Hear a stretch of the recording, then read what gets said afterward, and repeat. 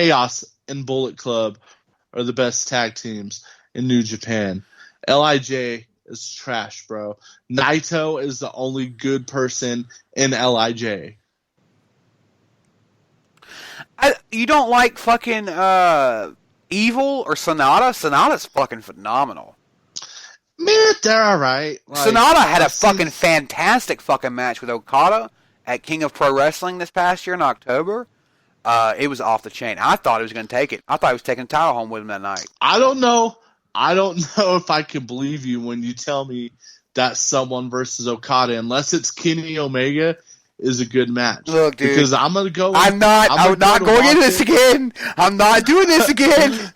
I've been listening to this all fucking week. I can't do it again.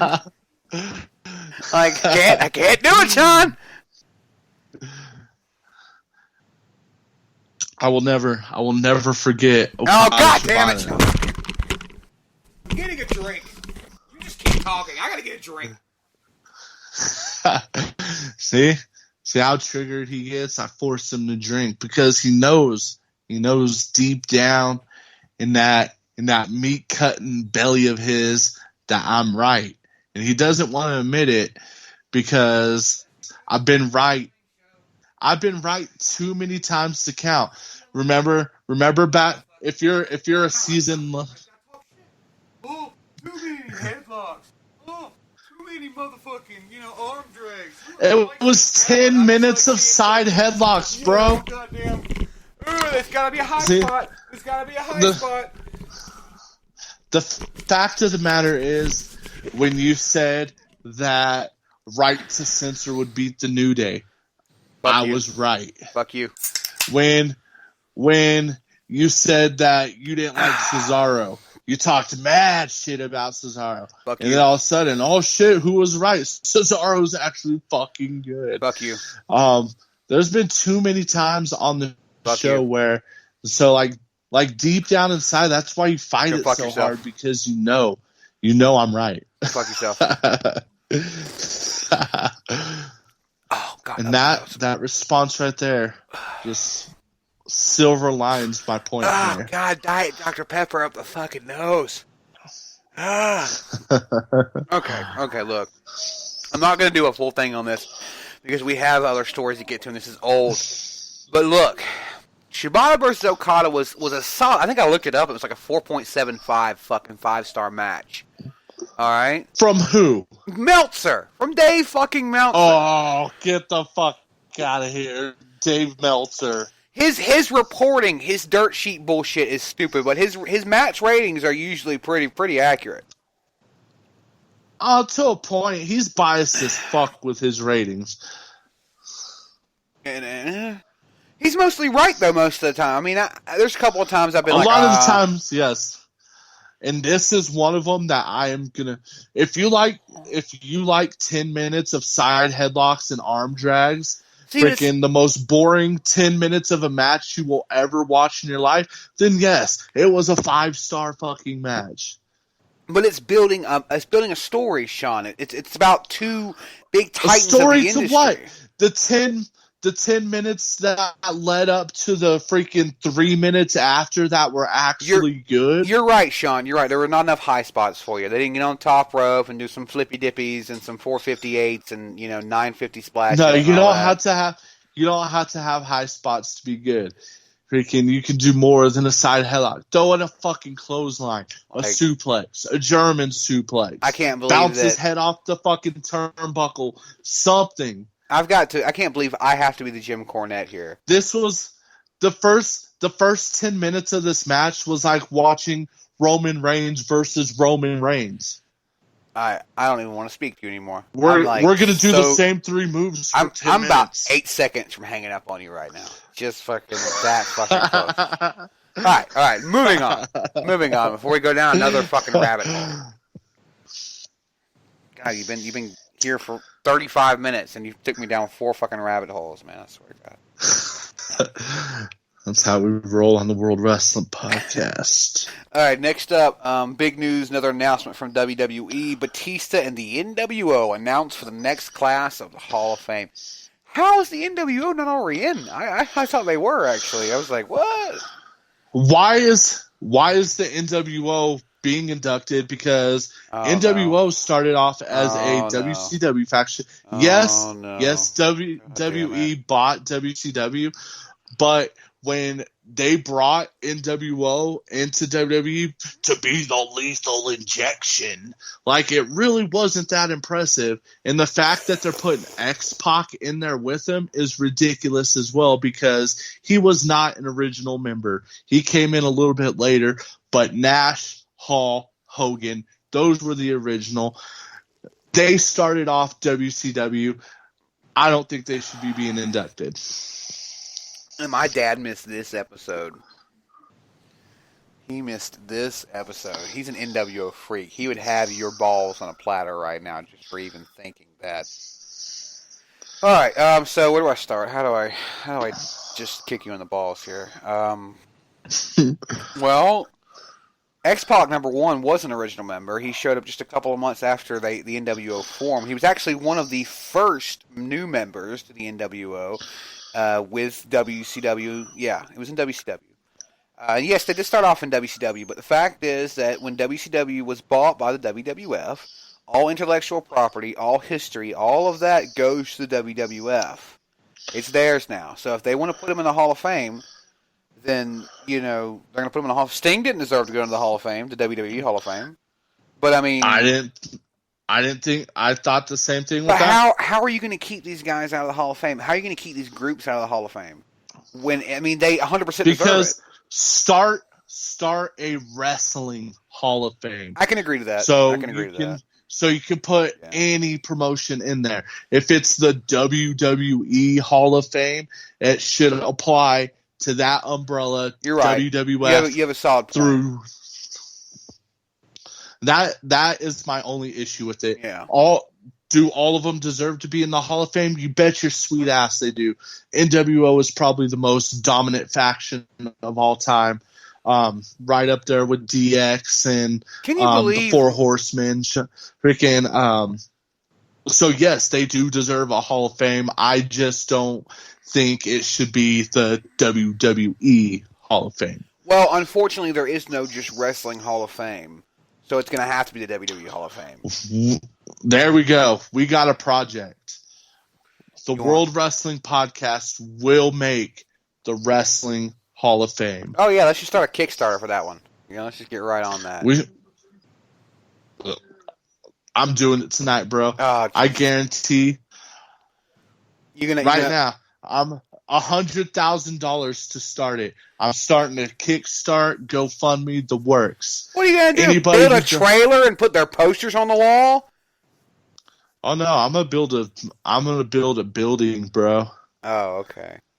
We're gonna base it and then their pictures will be on the wall. Fucking Arkansas or goddamn Oregon, wherever the fuck you're at. No, we're gonna build it in the middle of Montana. Oh, great! On top of a mountain. Yeah. You can only get there by goat.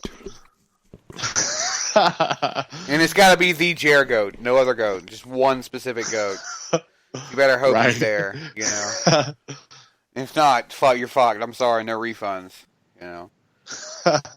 It's funny, you went to NWA first, didn't say anything about Batista, which was kind of, it was weird.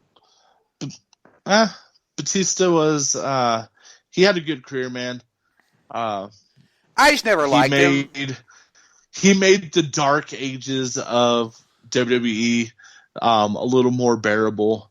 I just always thought he was kind of, the only time I thought he was good was when he was working with Eddie and when he was working with a couple of the other guys and such. Him and JBL had some straight brutal ass matches. Him and Taker had some great matches too. Yeah, I was a huge Batista fan all the way up until he left and then came back and won the Royal Rumble and then got punked out by Bret Hart and he was all in the wheelchair. I quit. Then came back and I quit. So that part of his career is what made me hate Batista. Prior to that, I was a huge freaking Batista fan. I have no problems with him being inducted in the Hall of Fame. Put British Bulldog in there already, goddammit, and give Christian his fucking Hall of Fame already as well. And Chris Benoit. Yes. If you could put the Ultimate Reuter on there, if you could put Chyna, who was blacklisted up until she freaking died, if you could put there, Superfly Snuka, who killed his fucking girlfriend, in there. Exactly. Like, freaking put aside the personal bullshit. Chris Benoit as a wrestler was fucking amazing. The best technical wrestler probably of all time. He deserves a damn spot. Let his son be the one to to take it, and that way it gives him some kind of closure that, hey, the whole wrestling world don't think my father's this fucking piece of shit. I think they should eventually, you know. But all right, here we go. We're gonna move on to the next thing before we get down a rabbit hole about Chris Benoit and how he didn't do it. But and Epstein didn't kill himself either. But no, next up, we're going to go over the card for Wrestle Kingdom 14 coming up next month, January 4th and 5th. What I want you to do, Sean, if you can do me a favor, is grab the card for, is that TLC coming up this Sunday, or? Yes, it is. Tomorrow? Tomorrow is TLC, or? Yeah. Yeah. We'll cover that fucking terrible-ass goddamn pay-per-view, too. But alright, so Wrestle Kingdom card, Wrestle Kingdom 14, big fucking card, a lot going on. We've got retirements, we've got the double champion being crowned. There's a lot going on. If you haven't watched Wrestle Kingdom before, this is a good place to start. You're definitely going to want to see it, I promise. So history will be fucking made. Watch Wrestle Kingdom 12. It was fucking amazing. Yes, it was. 11, 12, and 13, and 14 have all been fucking great. But no, so let's go over the card. So, first match on the card. Jushin Thunder Liger, Tatsumi Fujinami, the great Sasuke. Whoa. You didn't do it. I'm having a heart attack. You just said Jushin Thunder Liger. You're right. In the normal voice. You're right. I have to do it. Are you feeling okay? I'm sorry. I've haven't been feeling quite myself lately. You know. I guess I need to get me some more Blue Chew. But rewind. Hit the rewind button and do that shit properly. The first match on the card is Jushin Thunder Liger versus Tatsumi Fujinami, the great Sasuke, and Tiger Man. Oh, excuse me, it's those guys on a tag team versus Naoki Sano, Shinjiro Otani, and Tatsuhito Takiyawa, as well as Ryusuke Taguchi. So it's a fucking 4-on-4, I think. 1, 2, 3, 4, 5-on-5 tag team matchup. And if I'm correct, this is his final match. Jushin Thunder Liger, his final match with New Japan Pro Wrestling. I hope he wins because he's the only person I know out of all them people you just said. You never heard of the great Sasuke, Tatsumi Fujinami, or Tiger Mask? Tiger Mask, I know. But the great Sasuke was another real fucking popular one. I mean, okay, that was ridiculous, but okay. Anyways, this is by the way, this is night one of Wrestle Kingdom. There's 2 nights this year. They're doing a 2-night? 2-nighter, yeah. I can't fucking wait. It'll probably be like 8 hours of wrestling collectively, and I'll be watching every bit of it from start to finish. So the match. So who we think is going to win? We think Jushin is going to go over with his team. Yeah, especially if it's his final match. Like, he is the fucking legend over there in Japan. I don't think they're gonna put him out on a sour note. I don't know. I'll have to wait and see. But unless he's leaving on bad terms. No, he's retiring. You know, he's been doing this. It's been a retirement tour. Actually, this entire year since I found out last Wrestle Kingdom he'd be retiring, I changed my ringtone to the Jushin Thunder Liger ringtone. I got his theme song as my ringtone. I've had it that way all year. I'm going to change it after January 5th. Once he's done. Because I think the 5th they're going to do a ceremony on that one, but the 4th is his final night wrestling. So I think I'm going to agree. I'm hoping that Liger and Tatsumi and the Great Sasuke and Tiger Mask